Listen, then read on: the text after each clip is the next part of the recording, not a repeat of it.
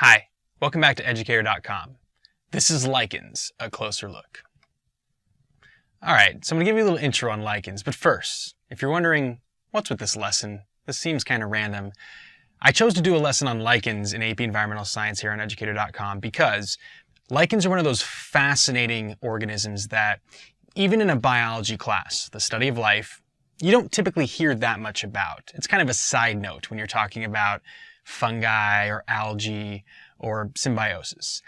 But I decided to do a lesson on lichens because they really apply to every branch of environmental science when you really consider all the different parts that we go over in this course.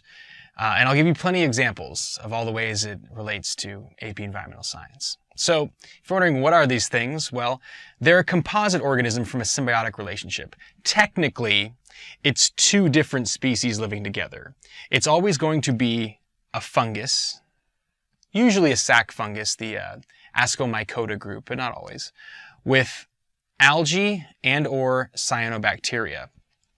So, usually it's a sac fungus, like I said, but occasionally you'll have what's called a basidiomycete, a relative of mushrooms that's actually a part of this relationship. And it's symbiotic because the fungus is always, in a sense, cradling or holding single-celled algae, which are actually eukaryotic. You know, they would have chloroplasts and the like, or cyanobacteria, which is nicknamed blue-green algae, but that is a prokaryotic organism. It is bacteria that's able to do photosynthesis. And actually, some lichens will have both algae and cyanobacteria. But that's definitely what all lichens have in common, is that combination. And a little bit later, I'll talk about how the symbiosis is not always mutualism. There are some exceptions to that rule. There are thousands of species, and they come in many shapes and sizes. And the reason why I wrote species in quotations like that, it's funny naming a lichen because, like I mentioned a moment ago, you've got the fungus and you've got the algae. So technically it's two different organisms, but we're choosing just one name. When you look at the classification of lichens, typically it's the fungus that has inspired the name of the particular kind of lichen. And yeah, many shapes and sizes. Here are some examples. Some of them look like little just crusty mounds on rocks.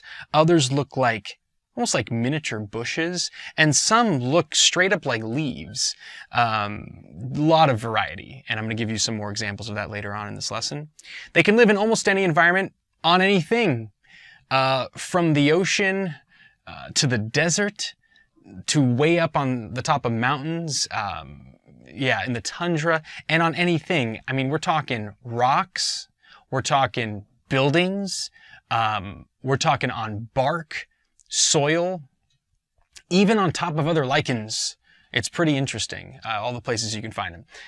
And like I mentioned a moment ago, they are found from sea level to alpine environments. All different latitudes, all different altitudes. A lot of them are just very tolerant of various environmental conditions. These are not moss. Moss is not related to these. Moss is actually in kingdom Plantae. It's a non-vascular plant. But I wanted to point this out because a lot of the nicknames, whether it's oak moss or reindeer moss is another example, they're actually a kind of lichen. It's a misnomer, this right here. It's misnamed. The name actually doesn't make sense based on what it really is. So reindeer moss is actually a kind of lichen that reindeer like to eat. And they're related to environmental science in many ways, like I suggested at the beginning of this slide. Here's just a few quick examples. One of the ways, the nitrogen cycle. If you consider the nitrogen cycle discussed earlier in this course, lichens actually do a great deal of getting nitrogen out of the air, out of its atmospheric form, and into a compound that then can be transferred to other organisms. A lot of times when lichens die on the soil, the breakdown of their bodies will then provide nitrogenous compounds in the soil for the plants surrounding it. Without the lichen there, the plant wouldn't have been able to incorporate the nitrogenous compounds into its own body.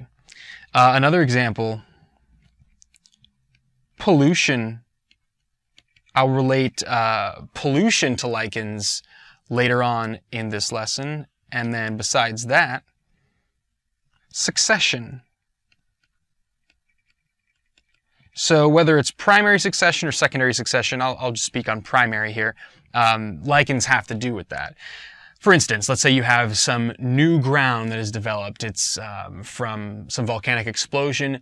You have the cooling of lava, and you've got that lava rock there. One of the first plant-like organisms that ends up colonizing that lava rock is lichens.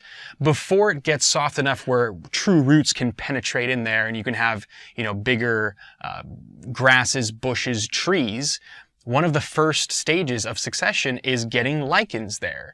So in many ways, lichens pave the way, literally, for bigger plants and other organisms to come in. So when it comes to succession, lichens are a very, very important organism.